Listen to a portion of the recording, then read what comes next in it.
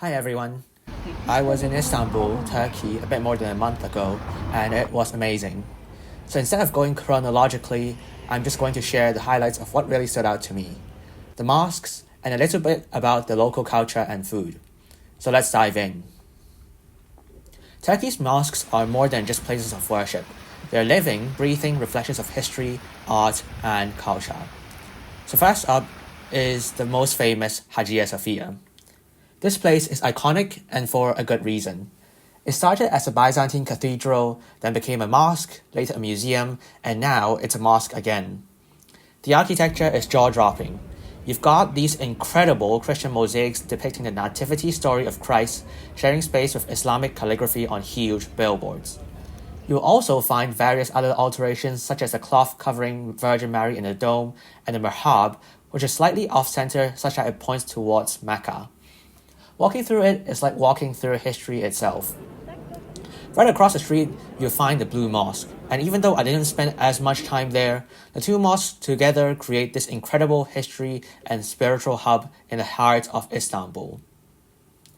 Next is Kariye Mosque. This one is not as famous, but it is certainly a gem. The mosaics and frescoes here are stunning. They depict the complete life cycle of both Virgin Mary and Jesus Christ, such as the nativity story and the stations to the cross. Even though it's a mosque now, the artwork is beautifully preserved. It's a perfect example of how Turkey's history brings together different cultures and religions. Finally, let's talk about the Grand Kamilka Mosque. It's the biggest mosque in Turkey and can hold over 60,000 people.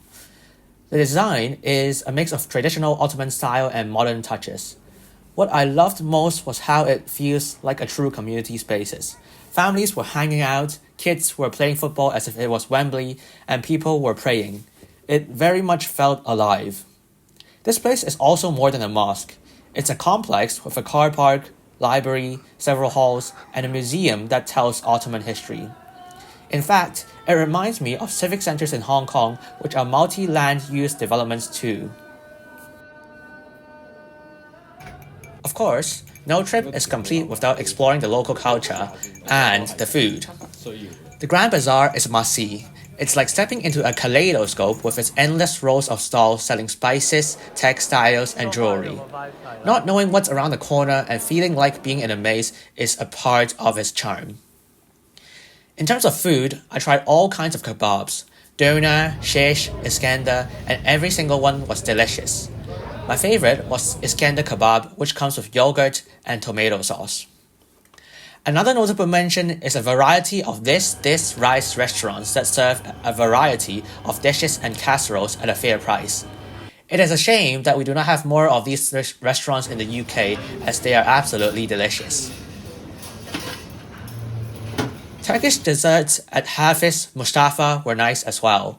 While the sweetness of the baklavas might not be everyone's cup of tea, the warm pastry and ice cream was a great combination, and the view of the pedestrianized streets and heritage trams of Taksim from our table made the experience perfect. Funnily enough, this restaurant also has a franchise in Knightsbridge, so whoever's in London can check it out immediately. And yes, we fell for the Turkish ice cream trick where the vendor keeps pulling the cone away. It's all fun and games until you realize you've paid way too much for ice cream. Last but not least, Istanbul's public transportation is impressive from both a touristic and transport enthusiast perspective. The trams, heritage trams, buses, and the metro bus, which has its own dedicated lanes, made it super easy to get around. Even with a packed itinerary, I never really felt stuck. All in all, Istanbul offered a mix of historical and cultural experiences that left a lasting impression. The mosques, especially Hagia Sophia and the Grand Chamilka, were highlights for their beauty and historical significance. The vibrant markets and local food added to the experience, and getting around the city was hassle-free and a dream for transport enthusiasts like me. So if you're considering a trip to Turkey, I'd recommend it. It's a place where history and modern life coexist in fascinating ways. Thank you for letting me share a little piece of this trip with you. In my next video, I'll cover the second leg of my trip, where we visited the capital city, Ankara, and hiked in Cappadocia. Stay tuned and see you in the next one.